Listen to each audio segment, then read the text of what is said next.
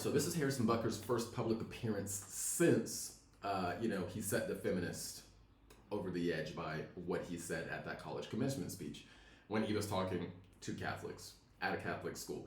Anyway, within this, no regrets, no apologies. The man didn't backtrack. The man didn't apologize, right? He stood firm on what he believes. So let's see what he had to say.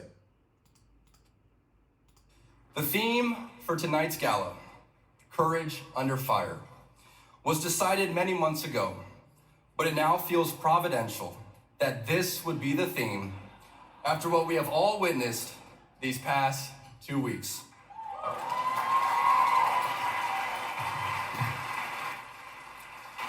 If it wasn't clear that the timeless Catholic values are hated by many, it is now. Fair. Over the past few days, my beliefs, or what people think I believe, have been the focus of countless discussions around the globe. At the outset, many people expressed a shocking level of hate, but as the days went on, even those who disagreed with my viewpoints shared their support for my freedom of religion.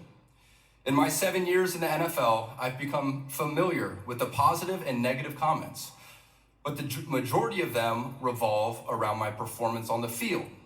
But as to be expected, the more I've talked about what I value most, which is my Catholic faith, the more polarizing I have become.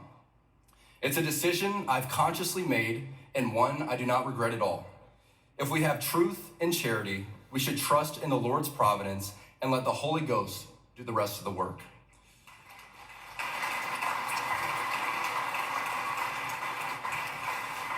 Our love for Jesus, and thus our desire to speak out, should never be outweighed by the longing of our fallen nature to be loved by the world. Glorifying God and not ourselves should always remain our motivation, despite any pushback or even support. I lean on those closest to me for guidance, but I can never forget that it is not people, but Jesus Christ who I am trying to please.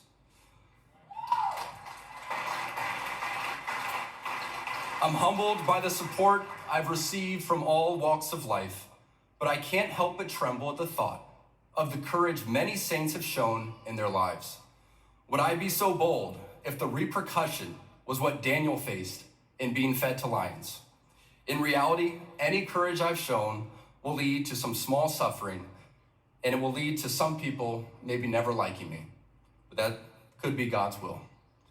If I constantly remind myself of the hardships the saints went through, especially the martyrs and their persecution, it makes it all seem not so bad. For if heaven is our goal, we should embrace our cross, however large or small it may be, and live our life with joy to be a bold witness for Christ. My hope is that tonight's theme and RCA's mission will embolden others, that many more will be unapologetic of their Catholic faith and never be afraid to speak out for truth, even when it goes against the loudest voices. In the end, being courageous starts with the small things. Being disliked and mischaracterized by some is nothing compared to finding yourself in a lion's den. Thank you. Lastly, it's great to see my friend, President Steve Minnis. I would be remiss if I didn't thank him for his courage and his friendship. Thank you again for being here tonight. To the heights. So, yeah, I found it interesting. I'm glad he's not backing down. I'm glad he's not apologizing, letting these people bully him into saying or thinking what they want him to say and think and how he should act. He's got a right to say what he believes, just like they have a right to say they disagree with it. So I'm glad that he clearly has a backbone and is not bending to the woke mob.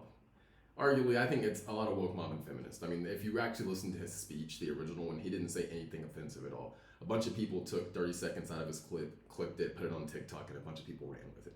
But if you pay attention to the entirety of his speech, it's not offensive at all, especially if you know who he's talking to, right? But what people did is they took what he said, translated it into what they think it means, not what he said. And what they think it means is women need to be in the house barefoot and pregnant. That's not what he said. But again, I think it's good to see that he has a backbone. He's standing his ground. And he does have a lot of support, as he should. So good on him. Like I said, we need more men with backbones that will actually say what they believe and stand behind what they said when under fire, as he did. So hats off to you. That's all I got, guys. Hit that subscribe button, and I'll see you in the next one. Peace.